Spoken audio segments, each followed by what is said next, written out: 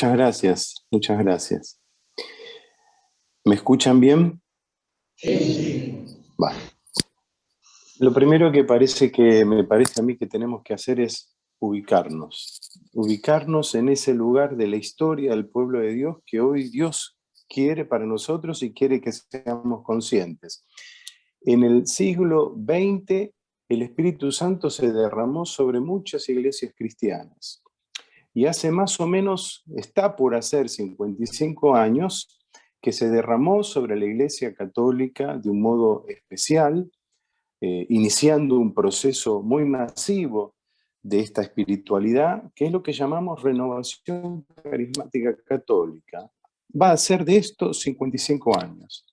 Y este momento de la historia, estos últimos años de la historia, coinciden con un papa que conoce esta experiencia y que cree que esta experiencia de la renovación carismática es algo muy bueno, no solo para la renovación carismática y para los miembros que están en ella, nosotros, sino para toda la iglesia. No solo para toda la iglesia, sino para todos los cristianos. Y no solo para todos los cristianos, sino para todos aquellos que escuchen el anuncio de Jesús y que estén abiertos a la experiencia del bautismo en el Espíritu Santo, que es nuestra riqueza principal y que el Papa nos pide compartir con todos. Cuando, justamente en esta misma línea, el Papa, teniendo presente esta oportunidad que él entiende para la Iglesia, erige Caris, el servicio para toda la renovación carismática, y la erige la Santa Sede, y le da una personería jurídica pública.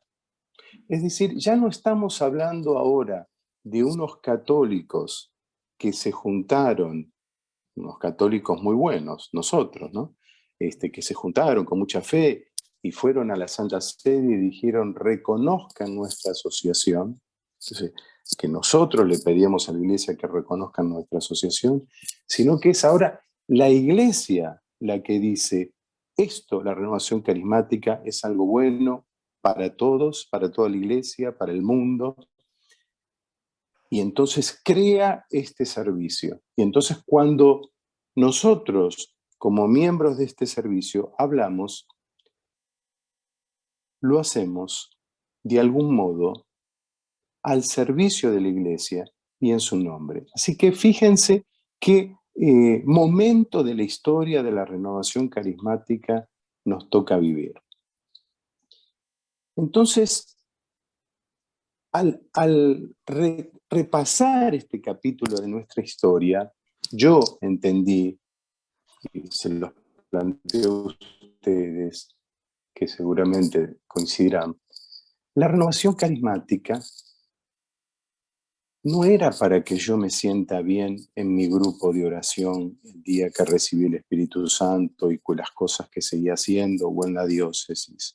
No era solamente para eso. Y la organización de la renovación carismática o el mismo Caris no se trata de una oficina en Roma o de una oficina que ustedes no sé si tendrán en Madrid para organizar mejor, solamente para organizar mejor la vida de los carismáticos, sino que eso que me ocurrió a mí en un grupito de oración o a cada uno de ustedes, en realidad no era para nosotros mismos, sino para que lo compartamos con todo el mundo. Con todo el mundo. Es vital entender esta parte de la historia. ¿Y por qué? Porque la situación del mundo y de la Iglesia está en un momento crucial, verdaderamente difícil. La humanidad está seriamente amenazada. Nosotros no podríamos ahora dedicar todo un capítulo para entender cuáles son las amenazas que penden sobre la humanidad, pero hay 4, 5, 6 que son muy graves, ¿sí? Que ponen en riesgo la dignidad humana con la cual Dios creó al hombre y a la mujer. ¿eh? Eh, un riesgo de marginación y descarte en base a la masificación y a la concentración cada vez en menos manos de todos los recursos, los poderes, la información, que hace que muchas personas queden marginadas, descartadas. No hablo acá solamente de cuestiones económicas, hablo de la marginación a la dignidad humana, de la pobreza no solo económica, sino la pobreza existencial. Y muchas personas están desesperadas ante este vacío, ¿eh? Ante este vacío. Fíjense, por ejemplo, ustedes, esos jóvenes terroristas religiosos que son capaces de cometer un acto suicida con una mochila explosiva y entregan su vida para cometer un acto terrorista y matar a tantas personas, por el solo hecho de darle por un segundo sentido a su vida. Ellos creen, ¿no? Fíjense qué desesperación, qué problema tenemos sobre todo en los jóvenes. Esa realidad cruza también a la iglesia y cruza sobre todo a los creyentes. Tenemos a la mayoría de las personas en el mundo que son personas que creen, pero que no tienen claro muy bien en qué creer, probablemente porque nosotros no fuimos capaces de elaborar las propuestas evangelizadoras suficientes para poder proponer la verdad de en qué creer. Pero concretamente no fuimos capaces de contener a la mayoría de los que creen. Cuando yo era muy chico, eh, y probablemente antes haya sido más acentuadamente, las iglesias estaban llenas de gente. Yo recuerdo que era chico y en una basílica que teníamos cerca, los domingos teníamos misa a las 8, a las 9, a las 10, a las 11, a la 1, a la tarde, y todas estaban llenas. Estoy hablando hace, digamos, unos 45 años atrás. Fuimos perdiendo una cantidad de personas que se acercaban a nosotros, a la iglesia católica al menos, porque confiaban en nuestra propuesta, porque podían depositar su capacidad de creer en, en el evangelio que le dábamos. La pandemia aceleró todo un proceso que se venía viviendo en la iglesia en este sentido. De hecho, hoy podemos decir que en Occidente solamente el 3% de las personas que se declaran cristianos va a la iglesia. Es decir,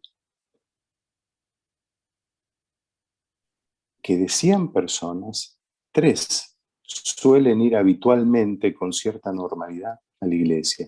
Es decir, que si hoy reescribiésemos esa comparación de Jesús, si uno tiene 100 ovejas y pierde uno, ¿acaso no deja las 99 y va detrás de esa que se perdió? Hoy tendríamos que decir, si uno de ustedes tuvo alguna vez 100 ovejas y pierde 97, ¿no dejaría esas 3 e iría detrás de esas 97? Suena fuerte esto, ¿no? Pero hay un fondo de realidad. Suena fuerte, pero hay un fondo de realidad. Tiene más sentido todavía lo que nos dice el Papa Francisco desde hace unos cuantos años: la iglesia debe estar en salida. A veces uso la siguiente imagen con la iglesia. Y creo que entre nosotros podemos ser autocríticos. Y parece a veces la iglesia una gran estación de tren, de esas enormes estaciones hechas hace 100 años, pero que está a 2 kilómetros de la vía por donde pasa el tren, por donde la gente anda, por donde va la vida. Entonces, es necesario que acortemos esas distancias. Yo no sé bien si hay que llevar la estación a la vía o la vía a la estación, un poco de las dos cosas, pero tenemos que reenfocarnos en este capítulo de la historia a ir, y sobre todo ahora en la pandemia, en la pospandemia, ir a donde está la gente, en el estado que esté la gente. Es decir, la iglesia en salida. Esto que recibimos un día en nuestro grupo de oración no era para nosotros, sino era para aplicarlo ahora, en la gente que está ahí. Y entonces el Papa nos pide o nos da como tres misiones principales. Se conforma Caris, se le dice a Caris que se ocupe de servir a la renovación carismática para enfocarla en tres misiones principales. Una es compartir con todos la riqueza del Espíritu Santo, porque la situación es tan difícil que si no hay una acción del Espíritu Santo es difícil lograr el objetivo. Otra es ayudar a los más pobres, refiriéndonos a la promoción humana integral, ¿no? Todo lo que hablamos antes, ¿no? La dignidad humana, la marginalidad económica y existencial. Y trabajar por la unidad de la Iglesia. Y este es el punto en el que ahora nos vamos a detener. Cuando Jesús ya estaba dejando la tierra en esos días tan conmovedores, una de las cosas que dijo y le pidió al Padre, y algunos de los apóstoles escuchó, y por eso está escrito y la conocemos, le pedía al Padre que permanezcamos unidos, ¿no? Que permanezcamos como que hubiera sabido que que íbamos a tener alguna dificultad en este punto. Y este pedido tan especial lo dejó para este último momento, como si fuese algo de verdadero valor que debía recalcarse. Y entonces ese mensaje que nos da por último momento lo corona diciendo para que el mundo crea. Entonces yo podría decir, o podríamos decir nosotros, porque si no estamos unidos, le será difícil al mundo creer en nuestro mensaje. Entonces, tenemos que trabajar en este punto. Pasaron 2000 años y hubo muchas desavenencias entre nosotros. Ustedes mismos en Europa tienen siglos de complicaciones y de cismas importantes, algunos muy trascendentes, otros más como de último momento o del último siglo. Pero no podemos olvidar este pedido de Jesús íntimo, del último momento, como algo fundamental, con un ruego de Él al Padre. Así que no podemos mirar para otro lado, no podemos decir, bueno, esto es una cuestión opcional para los católicos, algunos tienen una misión, otros tienen otra, algunos les interesa el tema ecuménico, muy bien, la unidad de la iglesia, muy bien, pero yo no estoy llamado a esto. A la unidad de la iglesia estamos llamados todos. Jesús se refirió a todos, ¿no?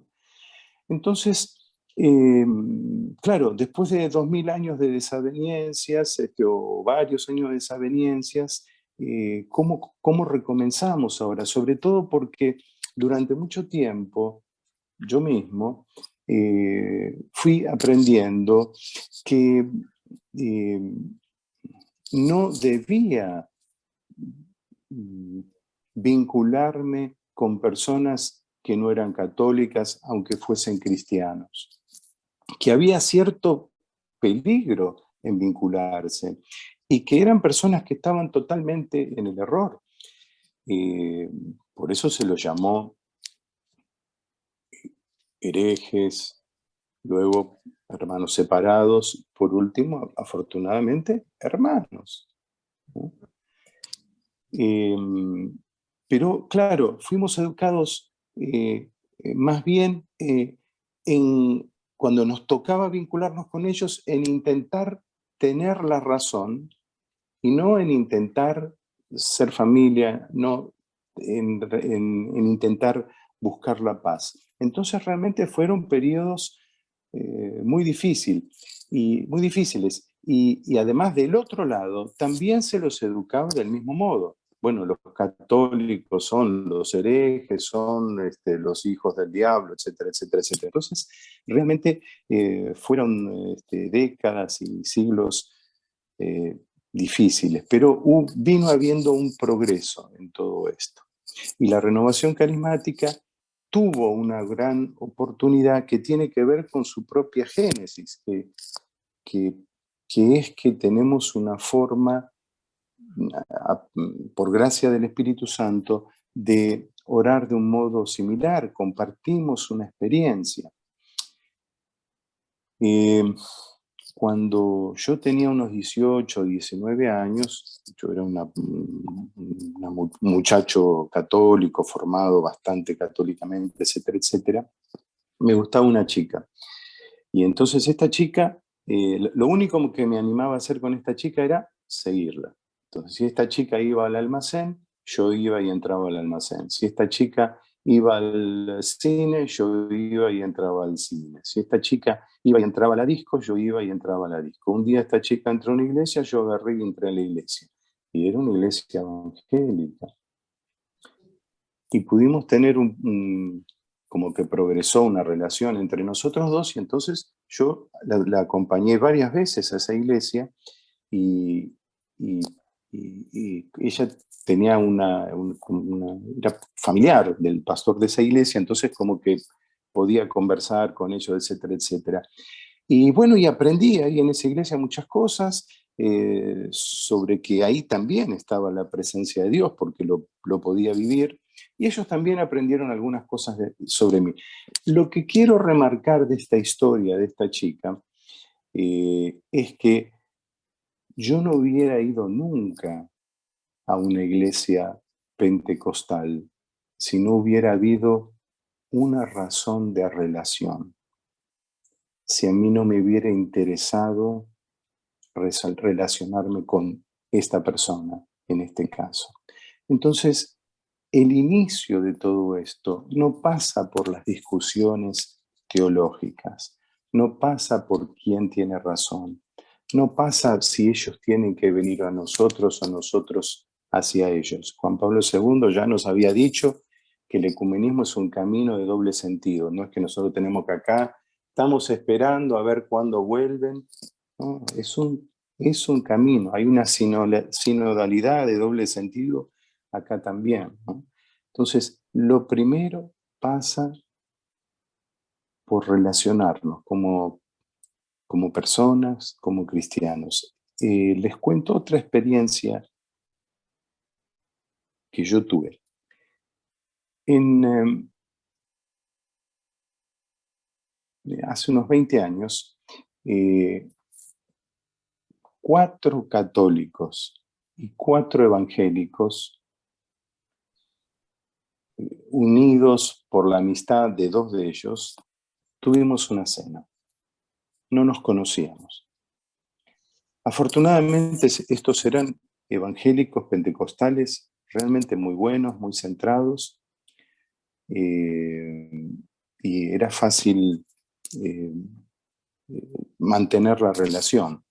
Y fue una cena muy interesante en la que yo quedé muy impactada. En un momento le dije, miren, yo no sé si ustedes son más católicos que yo o yo soy más protestante que ustedes, pero veo una afinidad y una misión que podemos realizar juntos. Al año de esa cena, estábamos teniendo un encuentro de unidad de la Iglesia en la Universidad Católica con 1000 personas.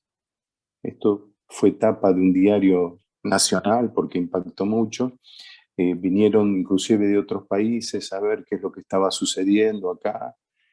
Y a los 2 años de este encuentro en la Universidad Católica con 1000 personas, teníamos nuestro primer estadio lleno, con la presencia de Raniero Cantalamessa, de Marcos Witt, por el lado evangélico, y del cardenal Bergoglio.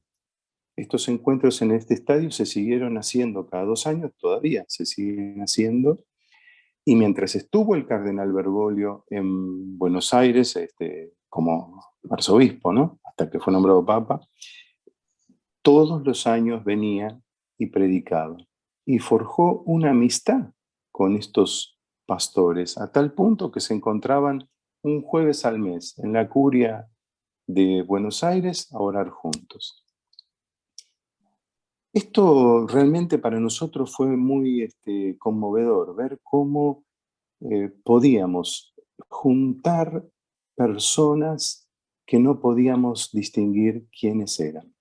Por ejemplo, me recuerdo que en el primero habrá sido encuentro que tuvimos en ese estadio, yo me encontraba en una puerta organizando una situación y entra una señora y me dice, eh, ¿cuál es la tribuna de los evangélicos para ir para allá? Entonces yo le respondí, ay, pero no tengo ni idea, no hay ni forma de diferenciar esto. Era toda gente alabando sin ningún tipo de bandera, sin ningún tipo de signo. Nos juntamos para alabar, adorar, orar juntos a Dios y compartir experiencias de Dios. Eso era todo. Probablemente algunos de ustedes ya me escuchó, no sé si ustedes tuvieron oportunidad de ver el Pentecostés del año pasado que organizó Caris. ¿Alguno lo vio? ¿Alguno estuvo presente? Ahí yo cuento un cuento que me parece, bueno, no es cuento porque me pasó, ¿no? Que me parece muy gráfico. Una vez yo fui de Buenos Aires a Chile. Para llegar a Chile hay que atravesar la cordillera de los Andes, que a la vez es el límite, la frontera natural entre Argentina y Chile. Entonces, más o menos a la hora de salir, el comandante del avión dice, en este momento estamos atravesando el límite exacto donde termina la Argentina y donde empieza Chile. Entonces era de día, había sol, todo el mundo con la cabeza a la ventanilla a ver las montañas, etcétera, etcétera, y yo también. Pero no se podía ver ninguna línea, no se podía ver un río que dividiese, no se podía ver que había una montaña más alta, más oscura, o otra de otro modo, no se podía ver un alambrado, un mojón, nada, solamente las cumbres magníficas, llenas de nieve, con el sol brillando sobre eso, pero no había ninguna diferencia que yo pudiese decir, acá termina un país y acá empieza el otro, ¿no? Me quedé con esa idea. Después, con los años, comprendí que Dios no ve esas diferencias desde el cielo, que esas fronteras, esos alambrados, esas limitaciones, son cosas que se ven a nivel del piso, que construimos nosotros, y que Dios tiene solamente hijos, y que no tiene varias esposas e hijos con un apellido y otros hijos con otros apellidos. Cuando nos vayamos al cielo, espero que nos encontremos, y si no, hagamos mérito para hacerlo. ¿Qué vamos a ir a decir? ¿Dónde está la nube católica? Porque a mí me toca ir para ese lado. Jesús nos va a decir, mi padre tiene muchas moradas, pero no nos va a decir, hay moradas del barrio católico, moradas del barrio luterano. Dios no ve esas diferencias, Dios solamente ve hijos. Y acá debajo tenemos que ver cómo nos organizamos para ser hermanos. Hay diferencias técnicas, canónicas, teológicas, pero no es el punto del que nos tenemos que ocupar nosotros. El punto que nos tenemos que ocupar nosotros es que el mundo arde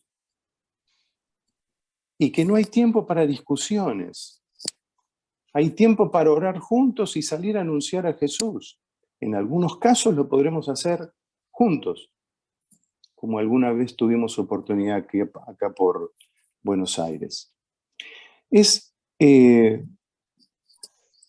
interesante entonces darnos cuenta que hay algunas dificultades que no nos permiten decir somos la misma iglesia desde el punto de vista institucional.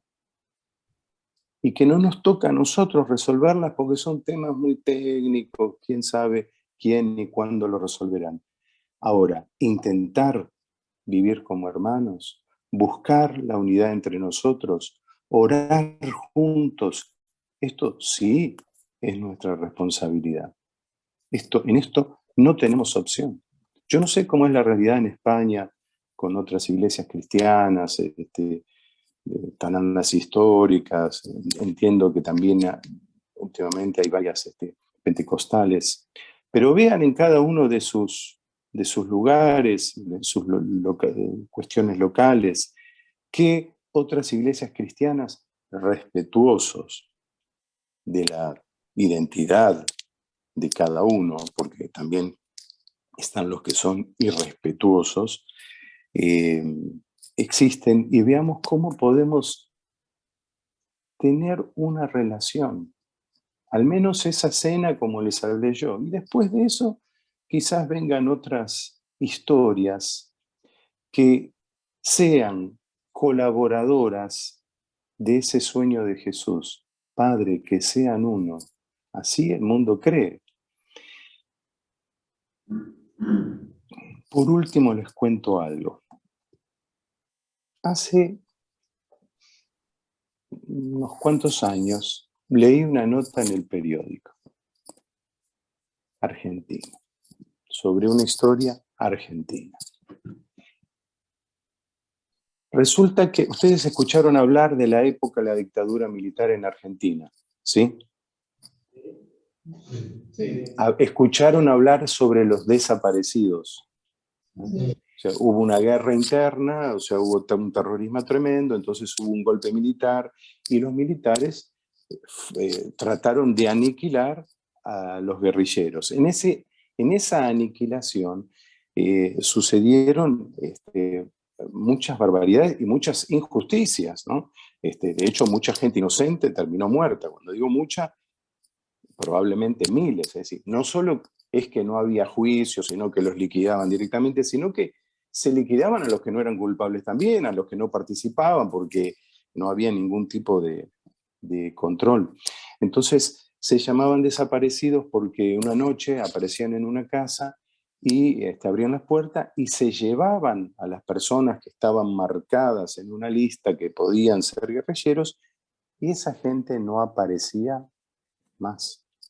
Por eso eran los desaparecidos. La mayoría de estos morían, eran asesinados.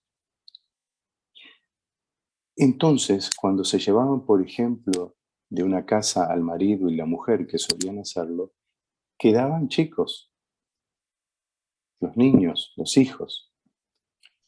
Y esos chicos, si eran más de uno, eran reubicados, se lo daban ilegalmente en adopción a algunos matrimonios que buscaban tener hijos y no podían, o iban a centros asilos para chicos, etcétera, etcétera.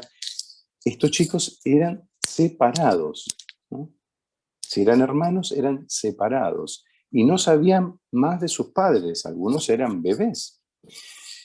Es decir, habían perdido la identidad, o de hecho se les cambiaba la identidad en los papeles también. Una vez que vino la democracia, se empezó como a reconstruir toda la historia, a desclasificar información para tratar de ver si había en algunos casos forma de poder a esos hijos que ya eran muchachos, revelarles su verdadera historia, quiénes habían sido sus padres, de hecho, juntarlos con los abuelos. Por eso hay una organización que se llama Abuelas de Plaza de Mayo. Y bueno, pero la historia es así. Resulta que había dos chicas que siempre se encontraban en una oficina 2 veces por semana donde estaba toda esta información, no había internet, y entonces había que buscar todos los papeles, a ver si encontraban datos, etcétera, etcétera. E iban progresando, como varias personas que iban ahí, en tratar de reconstruir su identidad. Y estas dos chicas, un día, al ir progresando en la búsqueda, dos chicas que coincidieron ahí por casualidad, se dieron cuenta que las personas que estaban tratando de encontrar eran las mismas, que eran hijos de los mismos padres. Y entonces en ese momento se descubrieron que eran hermanas.